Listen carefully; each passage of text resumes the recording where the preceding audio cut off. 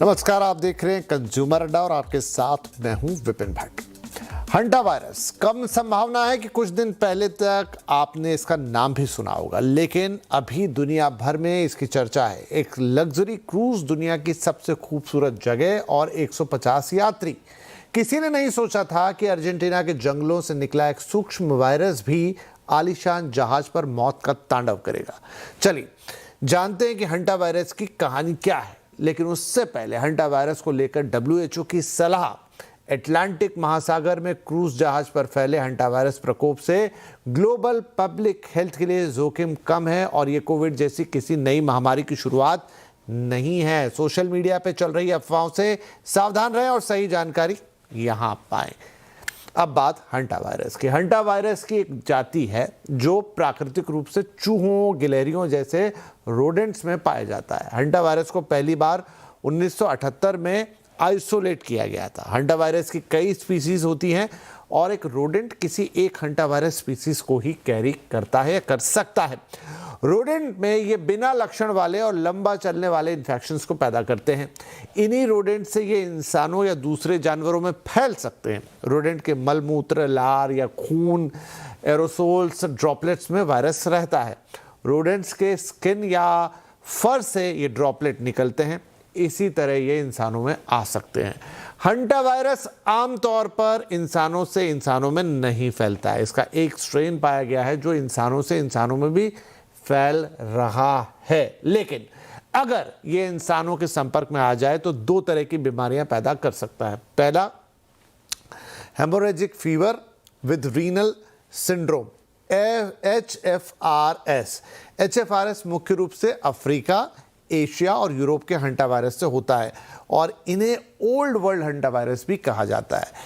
HFRS की पहचान है किडनी की बीमारी, जिसमें किडनी में सूजन आ जाए, यूरिन में प्रोटीन बढ़ जाए, यूरिन में से खून भी निकले। HFRS में फर्टिलिटी रेट यानी मौत की संभावना 1% से लेकर 15% तक पाई गई है। हंटा वायरस से होने वाली दूसरी बीमारी है hanta virus pulmonary syndrome, HPS। Pulmonary syndrome की ये बात है। वहीं HPS आमतौर पर अमेरिकी महाद्वीप में पाए जाने वाले हंटा वायरस से होता है, जिन्हें न्यू वर्ल्ड हंटा वायरस कहा जाता है। HPS में शुरुआती लक्षण होते हैं फ्लू की तरह, जैसे बुखार, सिरदर्द और पेशियों का दर्द। इसके बाद अचानक रेस्पिरेटरी फेल्योर हो जाता है, मतलब सांस रुक जाती है। HPS की फर्टिलिटी रेट ज़्यादा होती है, करीब 30 से 60% के बीच, और यही चिंता का बड़ा विषय है। फिलहाल हंटा वायरस का जो आउटब्रेक हुआ है उसे लेकर किसी तरह की चिंता की बात तो नहीं कही जा रही, फिर भी एहतियात के तौर पर चेतावनी जारी की गई है। इसकी वजह यह है कि इस बार संक्रमित लोगों को HPS यानी हंटा वायरस पल्मोनरी सिंड्रोम ज़्यादा हो रहा है या यही हो रहा है, इसीलिए फर्टिलिटी को लेकर चिंता ज़्यादा है। मरीजों में वायरस का ND स्ट्रेन पाया गया है, जिसका इंसान से इंसान में फैलने का खतरा ज़्यादा होता है। और अब समझते हैं कि इस बार हंटा वायरस का आउटब्रेक कैसे हुआ। मई की शुरुआत में विश्व स्वास्थ्य संगठन यानी WHO को एक डच क्रूज शिप में MV होंडियस, जिसका नाम था, एक रहस्यमयी सांस की बीमारी की खबर मिलती है। क्रूज शिप MV होंडियस पर हंटा वायरस के फैलने की कहानी किसी सस्पेंस थ्रिलर से वैसे कम नहीं है, जहां एक के बाद एक रहस्यमयी मौतें हुई और अंत में एक दुर्लभ वायरस का पता लगा। ये क्रूज अर्जेंटीना के उशुआइया से निकला था, जिसे दुनिया का आखिरी छोर कहा जाता है। जहाज पर 23 देशों के लगभग 150 यात्री और क्रू मेंबर सवार थे। योजना थी अंटार्कटिका और दक्षिण अटलांटिक के सुदूर द्वीपों की सैर करते हुए अफ्रीका के रास्ते यूरोप पहुंचने का। सफर शुरू होने के महज 5 दिन बाद 6 अप्रैल को एक 70 साल के डच यात्री की तबीयत बिगड़ी। उसके बुखार, सिर दर्द और दस्त की शिकायत थी। 11 अप्रैल को जहाज पर ही उसकी मौत हो गई। डॉक्टरों को लगा कि ये नेचुरल डेथ है। जहाज ने अपनी यात्रा जारी रखी और कई जगहों पर रुका भी, और 24 अप्रैल को जहाज जब सेंट हेलेना द्वीप पर पहुंचा तो शव को उतारा गया और मृतक की 69 वर्षीय पत्नी भी वहां उतर गई और दक्षिण अफ्रीका के लिए फ्लाइट ले ली। 26 अप्रैल को एक चौंकाने वाली बात हुई। तब जब महिला जोहानिसबर्ग एयरपोर्ट पर गिर पड़ी और अस्पताल में उनकी भी मौत हो गई। इधर जहाज पर अब एक के बाद एक लोग बीमार होने लगे। 27 अप्रैल को एक ब्रिटिश यात्री की हालत इतनी बिगड़ी कि उसे जहाज से रेस्क्यू कर दक्षिण अफ्रीका ले जाना पड़ा। 2 मई को जहाज पर एक जर्मन महिला की मौत हो गई, उसे निमोनिया के लक्षण थे। 3 मई को WHO ने आधिकारिक तौर पर जांच शुरू की। दक्षिण अफ्रीका में भर्ती ब्रिटिश यात्री के टेस्ट में हंटा वायरस की पुष्टि हुई है। यहीं से दुनिया को पता चला कि जहाज पर हुई मौतें कुदरती नहीं थी, बल्कि एक खतरनाक वायरस का तांडव था। जैसे ही वायरस का पता लगा, जहाज पर कोविड जैसा लॉकडाउन लगा दिया गया। यात्रियों को उनके कैबिन में बंद कर दिया गया और खाना बाहर छोड़ा जाने लगा। कई देशों ने जहाज को अपने बंदरगाह पर रुकने की अनुमति नहीं दी। काफी विवाद के बाद स्पेन की सरकार ने मानवीय आधार पर जहाज को टेनेरिफ में डॉक करने की इजाजत दी। अभी तक हंटा वायरस संक्रमण से 3 लोगों की मौत की पुष्टि हो चुकी है और 8 लोगों को संक्रमित होने का शक है। क्रूज से जिन लोगों का भी लेना देना रहा है, उन सबकी ट्रैकिंग, ट्रेसिंग और मॉनिटरिंग की जा रही है। अब आप सोच रहे होंगे कि वायरस आया कहां से। इसकी भी एक थ्योरी आई है। तो अर्जेंटीना के स्वास्थ्य मंत्रालय की जांच के आधार पर जो पहला व्यक्ति है, वो जो डच यात्री बीमार हुआ था, वो क्रूज पर आने से पहले 4 महीने तक चिली और अर्जेंटीना के जंगलों में रोड ट्रिप पर था। माना जा रहा है कि वहीं किसी संक्रमित चूहे या गिलहरी से उसे वायरस का ये जो वायरस है वो उसमें आया या संक्रमण हुआ। तो अब ये हंटा वायरस कितनी चिंता की बात है। आपको लगेगा कि अर्जेंटीना का एक क्रूज था, उस पर कुछ लोग थे, 3-4 लोगों की डेथ हो गई है, 8-10 लोगों का संक्रमण है, तो इसमें इतने हल्ले की क्या बात है या इतनी चीख पुकार की क्या बात है। क्यों कोरोना जैसा माहौल बनाने की कोशिश है। लेकिन जब भी अब कोई ऐसी चीज़ होती है, ख़ास तौर पे कोरोना काल के बाद, तो एहतियात तो बरती जाती है और हमें भी एक अवेयरनेस वाला पार्ट प्ले करना पड़ता है ताकि आपको ऐसी चीज़ों की जानकारी मिले। तो अब इसे और अच्छी तरह से समझ लेते हैं ताकि किसी प्रकार की कोई भ्रांति ना फैले और सिर्फ एक अवेयरनेस वाली बात यहाँ पे रहे। तो इसके लिए हमारे साथ कुछ खास मेहमान हैं। इंद्रप्रस्थ अपोलो हॉस्पिटल के सीनियर पल्मोलॉजिस्ट डॉक्टर ईशान गुप्ता और public health analyst doctor Sameer Bhati. आप दोनों का बहुत बहुत स्वागत है। डॉक्टर गुप्ता, तो पूरी कहानी तो हमने दर्शकों को बता दी। अब कहानी सुनने के बाद बहुत सारे दर्शकों के मन में बात आ सकती है कि बड़ा आइसोलेटेड सा केस है। ठीक है, WHO ने इस पर एक वार्निंग जारी कर दी है, लेकिन कुछ ही लोगों तक सीमित है। अर्जेंटीना का एक शिप है, लोगों की डेथ जरूर हो रही। आपके हिसाब से कितनी बड़ी कंसर्न है और कितनी बड़ी पब्लिक हेल्थ कंसर्न का ये मामला है? डेफिनेटली बहुत ही अच्छा एक आपने पॉइंट रेज किया है। सबसे इम्पोर्टेंट बात जो हमें अभी समझनी होगी हैंटा वायरस से रिलेटेड, वो ये है कि इस वायरस का नेचर कैसा है। यूजुअली ये जो वायरस है ये ह्यूमन टू ह्यूमन ट्रांसमिशन नहीं, इसमें मोस्ट ऑफ द स्ट्रेन इसके नहीं शो करते हैं। दैट मीन्स कि मोस्टली वायरस रोडेंट से, जैसे कि आपने बताया, चूहों से, गिलहरी से, रैट माइस से ह्यूमन ट्रांसमिशन हो सकता है। बट इस बार जो एक चीज डराने वाली जो सामने निकल के आई है, वो जो इसका नया स्ट्रेन है, दैट इज एंडी स्ट्रेन। नया स्ट्रेन नहीं कहूंगा, मतलब ये उन रेयर स्ट्रेन में से एक है जो ह्यूमन टू ह्यूमन ट्रांसमिशन भी शो करता है। जिसका मतलब है कि चूहों से कोई इन्फेक्शन इंसान तक गई है, वो इंसान टू इंसान, ह्यूमन टू ह्यूमन भी ट्रांसमिशन एंडीज वायरस शो करता है। इसलिए ये वाला स्ट्रेन थोड़ा सा खतरनाक है, क्योंकि यूजुअली अगर हैंटा वायरस से इन्फेक्शन होता है तो हम बोलते हैं कि कन्फाइंड इन्फेक्शन है, इससे ज्यादा डरने की जरूरत नहीं है। जैसा कि अर्जेंटीना की रिसर्च में भी पाया गया है कि वो उस शिप पे भी उनको बहुत ज्यादा कोई चूहे या ऐसे रोडेंट्स नहीं मिले हैं। तो मोस्ट लाइकली वो जो डच कपल था जो काफी टाइम तक वहां के अर्जेंटीना के जंगलों में थे, उन्होंने वहीं से कैच किया और उसके बाद ये next human to human transmission उसका हुआ है, जिसकी वजह से ये थोड़ा सा खतरनाक बन गया है वायरस। डेफिनेटली इससे अभी इस तरीके से डरने की जरूरत नहीं है कि ये बहुत ज्यादा आगे तक फैल जाएगा। पर हाँ, ये जरूर है कि अभी हमें इसकी नेचर के बारे में नहीं पता है कि ये कितना इन्फेक्टिव है। जैसे कोरोना के अलावा बाकी जो वायरसेस भी होते हैं, वायरल इन्फेक्शन वाले वायरसेस होते हैं, उनका ट्रांसमिशन उतना तेज नहीं था जितना कोरोना का ट्रांसमिशन था। तो ये अभी आगे कुछ दिन हमें देखने होंगे, उसको ऑब्जर्व करना होगा जी। ये वायरस कैसे बिहेव करता है। तो डॉक्टर साहब, एक हल्का आइडिया तो हमने दिया लोगों को कि क्या ये वायरस अंदर जाके कर रहा है, बट फिर भी ऑलमोस्ट 3-4 लोगों की डेथ हो गई और जल्दी जल्दी ये डेथ हो गई। कितना हार्मफुल है या कितना किलिंग है ये वायरस, उसका कोई अंदाज़ा हम लगा सकते हैं? एग्जैक्टली कर क्या रहा है शरीर के अंदर जाके? ये भी रेस्पिरेटरी सिस्टम को जैसे कोरोना वायरस था उसी तरह से अटैक करता है?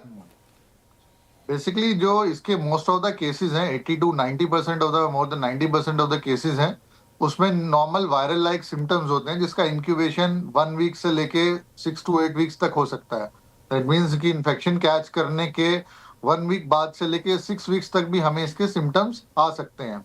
तो मोस्टली 90% ऑफ द केसेस में normal viral like illness like fever, malaise, lethargy, थोड़ा गैस्ट्रोएंटेराइटिस, उस तरीके के ही सिम्टम्स आ सकते हैं। 5 से 10% लोगों में, जिसको हम बोलते हैं हिपैटोपल्मोनरी सिंड्रोम, वो डेवलप हो सकता है, जिसमें कि वायरस एक बॉडी में जाके सीवियर इन्फ्लामेशन रिएक्शन प्रोड्यूस करता है, जिसकी वजह से बॉडी के जो वेसल्स हैं वो डैमेज होने लगती है, पर्टिकुलरली जो हमारी लंग्स की वेसल्स हैं, जिसकी वजह से लंग्स में पानी आना, ARDS, जैसे कि हम कोविड के टाइम पे बोलते थे कोरोना वायरस या फिर स्वाइन फ्लू वायरस से, ARDS रेस्पिरेटरी फेलियर वाली सिचुएशन भी क्रिएट हो सकती है। तो वो किन परसेंट केसेस में होगा? वो 5 से 10% केसेस में होगा, और मोर्टेलिटी इसमें ऑल्दो बहुत कम है, बट हाँ, अभी तक जैसे 150 जो केस हमें सामने आए हैं, पॉजिटिव आए हैं, उसमें से 3 लोगों की मौतें हुई हैं, 3 में से 2 में हैंटा वायरस की पॉजिटिव के पुष्टि भी हो चुकी है। तो डेफिनेटली ये इतना उतना डेडली, कोरोना जितना डेडली तो नहीं है, बट डेफिनेटली 150 में भी अगर जो 2 लोग या 3 लोग की एक्सपायरी हुई है, definitely it's a matter of concern. It's a matter of concern, और इसीलिए बातचीत हम कर भी रहे हैं। डॉक्टर भाटी, एक सवाल मेरे मन में आ गया बातचीत करते करते कि ये चूहों और गिलहरियों से फैल रहा है। अब चूहे और गिलहरी तो पूरी दुनिया में है, भारत में भी बहुत सारे हैं, तो क्या ये वायरस कहीं पे भी, मतलब ये इसका एक पर्टिकुलर स्ट्रेन जो उनसे निकलकर ह्यूमंस में आ जाता है, तो जो घटना अर्जेंटीना के जंगल में या जहां भी घटी, वो क्या किसी और देश के या हमारे जंगलों में भी कभी घट सकती है? बिल्कुल। देखिए, जैसे अभी आपने भी बताया अपनी शुरुआती रिपोर्ट में कि कोविड के बाद थोड़ा ओवरऑल अगर हम ग्लोबली देखें तो हमारा जो सर्विलेंस सिस्टम है और वायरस कोई भी डिटेक्ट होता है, वो चाहे पुराना वायरस है, पहले की भी बात करें या अभी नया कुछ भी, तो उसके लिए पब्लिक अलर्ट इस तरह से जारी कर दिया जाता है और WHO की भी स्टेटमेंट आ जाती है। जैसे हालांकि WHO ने कहा है कि ये लो रिस्क में है, बट इंडिया में भी अगर देखें तो देखिए हमारी जो प्रीवियस 2 स्टडीज़ हुई थी इस पे CMC वेल्लोर में 2008 के अंदर और उसके बाद 2012 के अंदर, तो जो 2008 के अंदर उन्होंने स्टडी की थी उसके अंदर खाली जो इस तरह के हाई रिस्क वाले ग्रुप के लोग थे उनके अंदर ये स्टडी की थी और उसमें सीरो पॉजिटिविटी मतलब 4% के करीब मिली थी उन इंडिविजुअल में, कि उन लोगों को उस तरह से कोई लक्षण नहीं थे। पर जब एंटीबॉडीज की गई उनकी, तो उसमें हैंटावायरस एंटीबॉडीज पॉजिटिव आई, मतलब उनको इन्फेक्शन इसका रहा था। इसके साथ साथ उसमें एक ग्रुप ऐसा था जो फेब्राइल पेशेंट थे, मतलब जिनको फीवर का सिम्टम था, तो उनके अंदर लगभग 15% के करीब पॉजिटिविटी थी। इसके बाद 2012 के अंदर उन्होंने रोडेंट्स पे भी स्टडी करी थी। रोडेंट्स पे जो स्टडी की उसमें लगभग 19% के करीब सीरो पॉजिटिविटी थी। तो संक्रमण तो है, लोग संक्रमित भी होकर उसके बाद रिकवर भी हो रहे हैं, ठीक भी हो रहे हैं, मतलब पर अभी ये अनडायग्नोस्ड रहती है कई बार, क्योंकि अब वायरस के बारे में बहुत ज़्यादा डिस्कशन होने लगी है, पब्लिक हेल्थ सिस्टम और ज़्यादा रोबस्ट हो गया है, सर्विलेंस बढ़ गया है, तो इस तरह की चीज़ों के बारे में डिस्कशन किया जाता है, अवेयरनेस की जाती है। इसमें एक्चुअली कई बार मिसडायग्नोस्ड होता है ज़्यादातर, क्योंकि अगर हम टेस्टिंग सर्विलेंस के पॉइंट ऑफ व्यू से देखें, क्योंकि जो सिम्टम्स और लक्षणों की बात करें तो सिम्टम्स इसके मिमिक कर जाते हैं, और भी कई तरह के जो वायरल इन्फेक्शंस वगैरह होते हैं, डेंगू से इसके सिम्टम्स मिमिक कर जाते हैं, तो कई बार मिसडायग्नोस्ड हो जाता है, अनडायग्नोस्ड हो जाता है, क्योंकि इसका टेस्ट हम आमतौर पे नॉर्मली प्राइवेट लैब्स वगैरह में करते नहीं हैं। तो एक इसका कारण ये है। दूसरा, अभी भी अगर हम देखें, देखिए public health system point of view से, जैसे आपने बात की कि भाई चूहे, गिलहरियाँ, ये सब तो आमतौर पर देखे ही जाते हैं, तो यस, अगर हम फिर से सीरो पॉजिटिविटी ये टेस्ट करते हैं, सर्विलेंस करते हैं, तो 100%, क्योंकि जो आपके रोडेंट्स हैं इनमें तो कोई सिम्टम होते नहीं, लक्षण होते नहीं, ये तो कैरियर होते हैं, और उसके बाद ह्यूमन में जैसे एंटर किया तो उनके अंदर ये डिजीज कॉज करते हैं। तो इस वजह से अगर हम इसको फिर से सर्विलेंस करेंगे तो मुझे लगता है ज़रूर मिलेगा इसके अंदर इन्फेक्शन।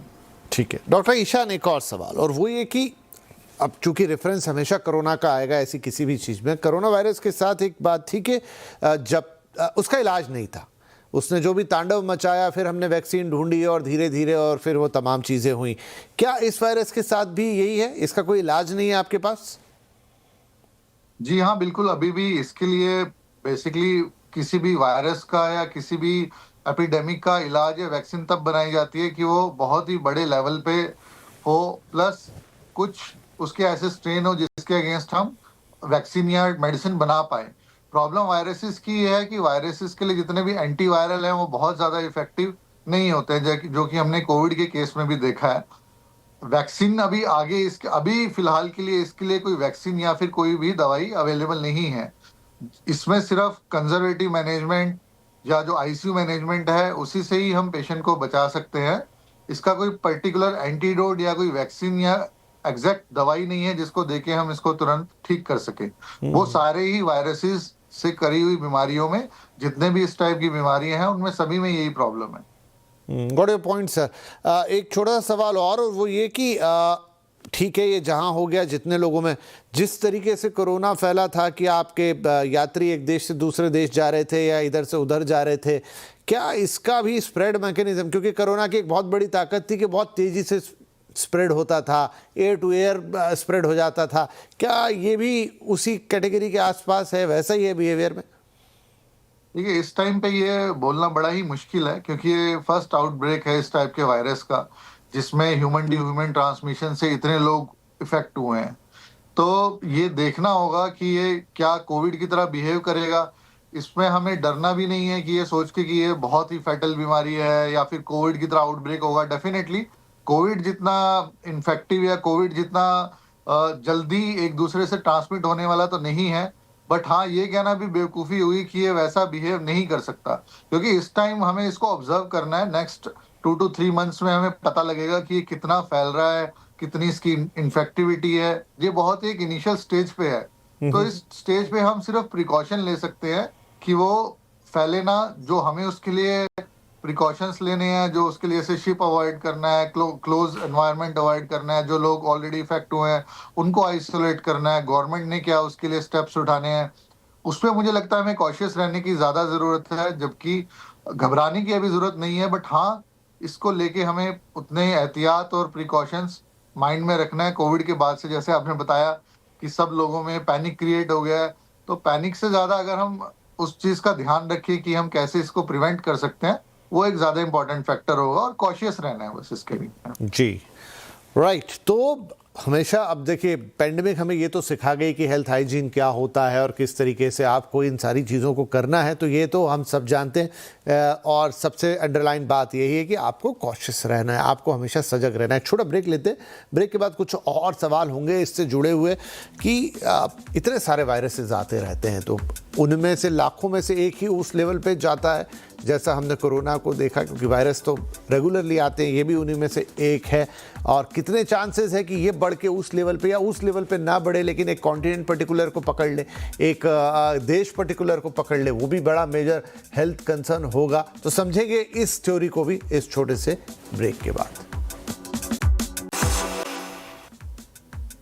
हंटा वायरस पर आज हम बात कर रहे हैं, हंटा वायरस कितना सीरियस। और ब्रेक से पहले हमने काफ़ी सारी बातचीत की, शुरू में आपको पूरा डिटेल बताया कि एक नया वायरस, हंटा वायरस, जिसको लेकर WHO ने एक वार्निंग जारी की है, एहतियात बरतने वाली। अभी कोई खतरा या पैनिक वाली बात नहीं हो रही है, लेकिन हाँ, इस वायरस ने कुछ लोगों की जान ली है। ये एक संक्रमण है जो गिलहरी चूहों से इंसानों में आ रहा है, और ऐसा वेरिएंट इसका आ गया जो इंसानों से इंसानों में भी ट्रांसफ़र हो रहा है, और फैटल तो है, पर कितना वो अभी देखने वाली बात होगी। तो जैसा ब्रेक से पहले हमारे दोनों ही मेहमानों ने कहा कि इसमें अभी फिलहाल बहुत सारे ऑब्जर्वेशन लगेंगे, लेकिन एहतियात ये सबसे बड़ा रीज़न है ना। डॉक्टर भाटी, जैसा मैंने ब्रेक से पहले भी जिक्र किया कि कई वायरस तो लगातार आते रहते हैं, अलग अलग स्ट्रेन, अलग अलग नाम, अलग अलग फैमिलीज़। कई बार वो किसी एक देश में रह जाते हैं, कई बार हम देखते हैं पूरे अफ्रीकन कॉन्टिनेंट या एशियन कॉन्टिनेंट वैसे। तो कितनी बार ऐसा मौका हो सकता है कि उस लेवल पर बात चली जाए, जैसा हमने पैंडेमिक पे देखा है, अगर उस लेवल पर ना भी तो एक पर्टिकुलर देश में या एक प्रदेश में या एक पर्टिकुलर रीजन में ही वो बहुत ज़्यादा लोगों को परेशान कर दे। और हंटा वायरस अभी क्या आपको उनमें से किस कैटेगरी का लगता है? देखिए, हंटा वायरस क्योंकि पहले से नोन वायरस है जैसा देख रहे हैं, और वायरस में ज़्यादातर हम ये देखते हैं कि कंटेजियस कितना, उसका ट्रांसमिशन कैसा है। पर अभी तक का डेटा अगर हंटा वायरस को लेकर देखें, इसके पुराने स्ट्रेन को भी लेकर देखें, तो ज़्यादातर अधिकतर देखा गया है कि ये डस्ट बॉर्न है, मतलब एरोसोल से, कि टॉक्सिक डस्ट आपके एंटर कर गई और आप संक्रमित हुए, या किसी तरह की कंटामिनेशन, मतलब अगर आपके ड्रॉपिंग से आपका फूड या वाटर कंटामिनेटेड हो गया या फ्रूट कंटामिनेटेड है, उन सब चीज़ों से, या आपने ड्रॉपिंग टच की और उसके बाद आपने हाथ ठीक तरीके से नहीं धोए, ये सब चीज़ें अभी तक जो है नोन है। बट कंटेजियस इतना नहीं देखा गया कि जैसे हम R0 वैल्यू देखते हैं किसी भी वायरस की, तो जो आपका कोविड था या और भी कई तरह के ऐसे संक्रमण वाले वायरस जो खांसने छींकने से इन सब से एक दूसरे इंसान को हो रहे थे, तो उसमें एकदम से बहुत ज़्यादा कम्युनिटी स्प्रेड हो जाता था, वो हंटा वायरस के अंदर नहीं है। इसकी R0 वैल्यू मतलब 1 से भी काफ़ी कम है डेटा के अनुसार, तो इस वजह से संक्रमण को इसके कंट्रोल किया जा सकता, मतलब उसी एक एरिया में कन्फाइड। तो ये एक इसके साथ है चैलेंज। दूसरा एक सबसे बड़ा इसके अंदर अगर हम वायरल्स में देखें तो इसमें फैटेलिटी निश्चित तौर पे ज़्यादा है, कि आपका जब डायग्नोस्ड हुआ उसके बाद आपका मतलब ये कई तरह की दोनों मेजर तौर पे अगर हम बात करें तो आपको ये काफ़ी गंभीर बीमारी देता है। तो ये दो चीज़ें इसके अंदर नोटिस की गई है। तो डॉक्टर ईशान, कितने चांसेस हो सकते हैं कि ये वायरस ट्रैवल करे अक्रॉस कॉन्टिनेंट, या ये एशिया महाद्वीप में भी आए या यूरोप में चला जाए? और अभी तो ये क्रूज़ और उसके इर्द गिर्द की कहानी है, हॉस्पिटलाइजेशन साउथ अफ्रीका में हुआ, एक दो जगह और। क्या इसको वहीं रोक लिया जाएगा या फिर अभी कुछ भी कहना मुश्किल है? देखिए, सबसे इम्पोर्टेंट इसमें अच्छी चीज यही है कि जो उसकी कम्युनिकेबिलिटी है वो कम है as compared to normal corona virus या नॉर्मल जो फ्लू जैसे वायरसेस होते हैं। तो इसको कंटेन करना इजी है। प्लस दूसरी अच्छी चीज एक ये भी है कि जो मोस्टली जो रोडेंट से जो चूहे हैं वो mostly north America, south America में जो ज्यादा मिलते हैं, वहां से अभी ये स्प्रेड हुआ है। तो डेफिनेटली अगर उसी को पहले ही हम कंटेन कर दें, जो फ्लाइट्स हैं उसकी प्रॉपर स्क्रूटनी हो, जो यहाँ पे पेशेंट्स आए, जो यहाँ पे लोग आए, उनको हम पहले से ही थोड़ा सा अगर जो जिनमें सिम्टम्स हैं उनको स्क्रीन करें, तो उससे हम इसको कंटेन किया जा सकता है डेफिनेटली। उतना मैटर ऑफ कंसर्न नहीं है ये कोविड जैसा। बट हाँ, इसको भी लेके हमें लूज भी नहीं होना है कि हम बिल्कुल ही कोई प्रिकॉशन ना बरतें। हमें अपने इंटरनेशनल एयरपोर्ट्स पे वहां पे भी एक पॉलिसी बनानी पड़ेगी कि जो भी इन देशों में से जो 12 देश जिन्होंने WHO ने जिनको अलग से रखा हुआ है इसके लिए, कि जो वहां से जो भी लोग ट्रैवल कर रहे हैं, प्लस खासकर जो लास्ट कुछ दिनों में जिनको वायरल इलनेस हुआ है, कि उनको एक बार अपने ही देश में या तो क्वारंटीन करके या फिर उनके लिए अभी कुछ ऐसा प्रबंध किया जाए कि उनको हम स्क्रीन करें एंटा वायरस के लिए। उससे फिर हम इसको आराम से कंटेन कर सकते हैं ताकि ये आगे स्प्रेड ना करे। क्योंकि जैसा डॉक्टर साहब ने भी बताया कि इसकी mortality as compared to COVID ज्यादा है। ज्यादा इसलिए भी है क्योंकि कोविड सिर्फ हमारे डायरेक्टली लंग्स को डैमेज कर रहा है, जिसको हम ARDS बोलते थे। इसमें हम 2 टाइप के सिंड्रोम देख रहे हैं, जिसमें हिपैटोपल्मोनरी सिंड्रोम है जिसमें लंग्स इन्वॉल्व हो रहे हैं, प्लस दूसरा सिंड्रोम हिपैटोरीनल सिंड्रोम है जिसमें किडनी फेलियर भी हो रहा है। किडनी में ब्लड, यूरिन के रास्ते ब्लड आना, किडनी फेल होता जाना, शॉक में चले जाना, जो यूजुअली नॉर्मल वायरसेस में हम नहीं देखते हैं। नॉर्मली बैक्टीरियल इन्फेक्शंस में हम शॉक इतना कॉमनली देखते हैं। ये उन कुछ वायरसेस में है जिनमें पेशेंट बहुत जल्दी शॉक में जाता है। क्लिनिकली भी हम इसको इस तरीके से डिफरेंशिएट कर सकते हैं बाकी इन्फेक्शन से, कि जो नॉर्मली हम वायरसेस देखते हैं, स्वाइन फ्लू देखते हैं, कोविड देखते हैं, जिससे हम ARDS की लंग फेलियर की पिक्चर्स देखते हैं, उनमें इतनी जल्दी रीनल फेलियर या फिर इतनी जल्दी पेशेंट का BP नहीं ड्रॉप करता है जितना कि इस वायरस से होगा। तो ये भी एक इसका एक पेक्यूलियर फीचर है जो इसको अलग बनाता है। और दूसरी एक अच्छी चीज ये है कि इसका कोई ऐसा नहीं है कि ये अगर जो डायग्नोज नहीं होगा तो इसके ट्रीटमेंट में कुछ चेंज होगा, क्योंकि जो इसका ARDS का रीनल फेलियर का जो ट्रीटमेंट है जो हम ICU में नॉर्मली फॉलो करते हैं, उसी को ही हमें इसके लिए फॉलो करना है। Okay, right. तो डॉक्टर भाटी, अभी तो ये WHO के कंसर्न लिस्ट में है आगे इस पर किस तरीके से WHO आगे बढ़ेगा और हमें वो रिपोर्ट्स किस तरीके से आएंगी? क्या जिस तरीके से कोरोना में वो अलग अलग स्ट्रेन की हमारे पास एक रिपोर्टिंग आती थी और लेबलिंग आती थी कि ये मैटर ऑफ कंसर्न है, अब ये फैटल है, वैसा उसी तरह से इस वायरस के साथ भी रहेगा? क्योंकि इसमें देखिए जैसे स्ट्रेन की बात भी की जाती है किसी भी वायरस के अंदर, तो अब बेसिकली बात करें तो वैसे भी हमारा भी अगर देखें भारत का भी तो जो पब्लिक हेल्थ सिस्टम है अभी काफ़ी रोबस्ट हो गया है। उस तरह से अगर हम स्ट्रेन को जानना चाहें, डिटेक्ट करना चाहें, तो हमारे पास भी जीनोम सीक्वेंसिंग अभी अवेलेबल है। NCDC लैब्स हमारी अब काफ़ी ज़्यादा है, NIV पुणे के साथ जो लैब्स कनेक्टेड हैं। तो पब्लिक हेल्थ के पॉइंट ऑफ व्यू से तो देखिए यही ज़रूरी होता है, कभी भी इसी तरह का वायरस का अलर्ट आता है तो इसलिए सीरो सर्वे हमें करना ज़रूरी हो जाता है। सीरो सर्वे में दोनों चीज़ें कर सकते हैं हम। हमारे जो हाई रिस्क वाले लोग हैं, जो इस तरह के प्रोफेशन के अंदर है, ऐसे ऑक्यूपेशन के अंदर है, फील्ड में, या ऐसा जिनका रोडेंट से कनेक्शन होता है या फॉरेस्ट वगैरह में जो हमारे लोग रहते हैं, तो उनका एक सीरो सर्वे, ताकि हम ये पता लगा सकें कि अभी प्रिवेलेंस कैसा है ऐसे हमारी कम्युनिटी के अंदर। दूसरा अगर हम देखें तो थोड़े इसके डायग्नोस्टिक टेस्ट की अवेलेबिलिटी भी अगर जिस तरह से हो जाएगी तो ये भी जल्दी डिटेक्ट कर पाएंगे। तीसरा, इसकी भी रिपोर्टिंग अगर हमारा जो डिजीज सर्विलेंस वाला पोर्टल है उसके ऊपर होती रहेगी तो डेटा भी हमारे पास ऑनलाइन अवेलेबल होगा। इसके साथ साथ जैसा कि अवेयरनेस बहुत ज़्यादा ज़रूरी है, जो हमारा ऑक्यूपेशनल सेफ्टी की बात करें, ऐसे लोग जो हैंडल करते हैं इनको, साथ के साथ इंडिविजुअल लेवल पर देखिए, व्यक्तिगत तौर पे हमें और ज़्यादा लोगों को अवेयर करने की ज़रूरत है, क्योंकि ज़्यादातर रोडेंट का एक्सपोजर अब लोगों को किस वजह से होता है कि वो घरों में एंटर करते हैं, या तो वो अपने शेल्टर के लिए या फूड के लिए। तो उस चीज़ों के लिए हम जितना हो सके उनसे जो कॉन्टैक्ट है ह्यूमन का, उसको कितना मिनिमाइज कर सकते हैं वो देखना ज़रूरी है। इसके साथ साथ सेफ्टी क्लीनिंग प्रोटोकॉल्स को जितना हम फॉलो कराएं, कि अगर इस तरह के स्टोर रूम्स वगैरह आपके घर के अंदर है, या और भी अगर जहाँ पर ये ग्रेन्स वगैरह रखे हुए हैं, तो उसकी क्लीनिंग आपको कैसे करनी है, कि वो वेट मॉप से क्लीनिंग होनी चाहिए। ये सब कुछ चीज़ों का ध्यान रखना ज़रूरी है। राइट तो डॉक्टर भाटी ने एक बहुत अच्छी बात कही कि अब आफ्टर दिस कोविड हमारा जो पूरा हेल्थ सिस्टम है वो काफ़ी रोबस्ट है इन टर्म्स ऑफ कि आपको वायरस के स्ट्रेन्स का पता करना है या उनकी स्प्रेडेबिलिटी का पता करना है और कैसे उन्हें कंटेन करना है। उस मामले में अब काफ़ी चीज़ें एडवांस हो चुकी है। तो अगर इस तरह की कोई संभावना या आशंका बनती है तो उससे निपटने के लिए हम पूरी तरह तैयार हैं। कुछ एहतियात की बातें उन्होंने बता दी आपको कि क्या करने की ज़रूरत है। भले ही अभी हमारे देश से ये वायरस बहुत बहुत दूर है, लेकिन फिर भी क्या एहतियात आप बरत सकते हैं, क्योंकि रोडेंट यानी चूहे, गिलहरी, ये तो हमारे देश में भी उसी तरह आम जीवन का हिस्सा है। और डॉक्टर ईशान ने बताया कि किस तरीके से वायरस आपको इम्पैक्ट करता है, इनफैक्ट आपकी किडनी तक भी। तो इग्नोर करने जैसा नहीं है, निगलेक्ट करने जैसा नहीं है, ध्यान रखना होगा, सजग रहना होगा, अवेयर रहना होगा, और यही किसी वायरस, किसी भी बीमारी के खिलाफ सबसे बड़ा हथियार और लड़ाई है। बहुत शुक्रिया डॉक्टर ईशान, डॉक्टर भाटी, इस अवेयरनेस कैंपेन में हमारे साथ शामिल होने के लिए, ताकि लोगों को पता चले और बेकार का पैनिक ना फैले, डर ना फैले, चीज़ के बारे में पता हो, परिस्थिति के बारे में पता हो और क्या करना है उसके बारे में जागरूकता हो। बहुत बहुत धन्यवाद इस कार्यक्रम में शामिल होने के लिए। नमस्कार।